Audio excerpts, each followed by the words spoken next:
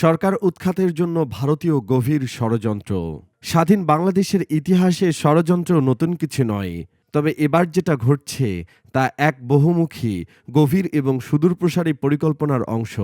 সম্প্রতি বাংলাদেশে অস্থিতিশীল পরিবেশ তৈরি করার জন্য ভারতের একটি মহল এবং তাদের স্থানীয় দালালরা সক্রিয় হয়েছে।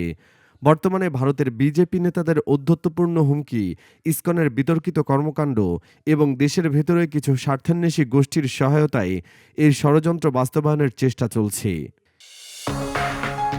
বিদেশে উচ্চশিক্ষার সেরা অফার নিয়ে আপনাদের পাশে আছে ভিসা পয়েন্ট ইন্টারন্যাশনাল বাংলাদেশ। এই প্রতিবেদন আপনার জন্য গুরুত্বপূর্ণ, কারণ এটি সরাসরি আমাদের দেশপ্রেম, জাতীয় স্বার্থ এবং স্বাধীনতার প্রতি আমাদের দায়বদ্ধতাকে প্রশ্নবিদ্ধ করছে। আর তাই পুরো প্রতিবেদনটি মনোযোগ দিয়ে দেখুন এবং শেষ পর্যন্ত আমাদের সঙ্গেই থাকুন। ভারতের অভ্যন্তরীণ নীল নকশা, ইসকনের বিতর্কিত কর্মকাণ্ড এবং আন্তর্জাতিক স্তরে বাংলাদেশের অবস্থান কিভাবে প্রভাবিত হচ্ছে তার পুঙ্খানুপুঙ্খ বিশ্লেষণ থাকবে আমাদের প্রতিবেদনে। শুরুতেই আমরা একটু ইতিহাসের দিকে তাকাই। আমাদের মনে পড়ছে সেই নুরুল দিনের ডাক, জাগো বাহে কণ্ঠে সবাই, যিনি ব্রিটিশদের দমন করতে লড়াইয়ের মশাল জ্বালিয়েছিলেন। আজ আমাদের সামনে নতুন শকুনেরা ভিড় জমিয়েছে। দেশের ভেতরে বাইরে একাধিক ষড়যন্ত্র একত্রিত হয়ে দেশের সার্বভৌমত্ব নষ্ট করতে চাইছে। এই ষড়যন্ত্র নতুন নয়। ৫ আগস্টের ছাত্র জনতার অভ্যুত্থানের পর থেকে দেশ একটি নতুন অধ্যায়ে প্রবেশ করেছে, কিন্তু সেই বিজয়ের পরও আমরা দেখছি দেশের ভেতরে ও বাইরে অস্থিরতা সৃষ্টির জন্য চলছে গভীর ষড়যন্ত্র।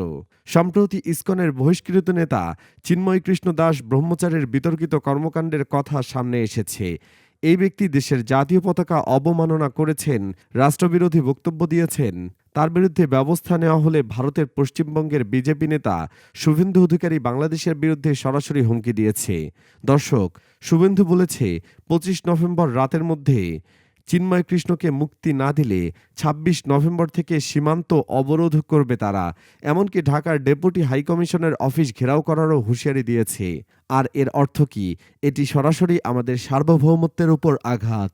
এ বিষয়ে বিশ্লেষকরা বলছেন, ইসকনের বর্তমান কর্মকাণ্ড কোনো ধর্মীয় সম্প্রদায়ের প্রতিনিধিত্ব করে না। এটি একটি রাজনৈতিক ষড়যন্ত্রের অংশ, যা ভারতের কট্টরবাদী শক্তির ইসকনে পরিচালিত হচ্ছে।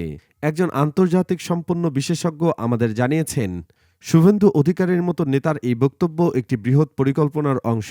তারা বাংলাদেশের ভিতরে বিশৃঙ্খলা সৃষ্টি করে অন্তর্বর্তী সরকারকে বিপদে ফেলতে চায়। এটি করতে গিয়ে তারা সাম্প্রদায়িক উত্তেজনা ছড়ানোর কৌশল নিয়েছে। এখন সময় এসেছে দেশের সকল রাজনৈতিক দল, বুদ্ধিজীবী এবং সাধারণ নাগরিকদের ঐক্যবদ্ধ হওয়ার।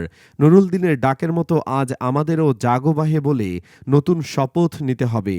আমাদের দেশ, আমাদের সার্বভৌমত্ব রক্ষার এই যুদ্ধে প্রত্যেকের অংশগ্রহণ প্রয়োজন।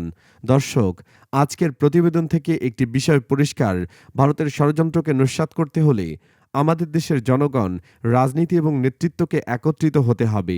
আমাদের উচিত ইতিহাস থেকে শিক্ষা নিয়ে দেশের সার্বভৌমত্ব রক্ষা করা। আমাদের প্রতিটি নাগরিকের দায়িত্ব এই ষড়যন্ত্রের বিরুদ্ধে সচেতন হওয়া এবং অন্যকে সচেতন করা। দর্শক, আমাদের বিশেষ প্রতিবেদন এখানেই শেষ করছি। আপনাদের মতামত জানাতে ভুলবেন না। ভালো লাগলে লাইক দিন, শেয়ার করুন এবং অবশ্যই আমাদের চ্যানেলটি সাবস্ক্রাইব করুন। আপনার সাপোর্টই আমাদের অনুপ্রেরণা।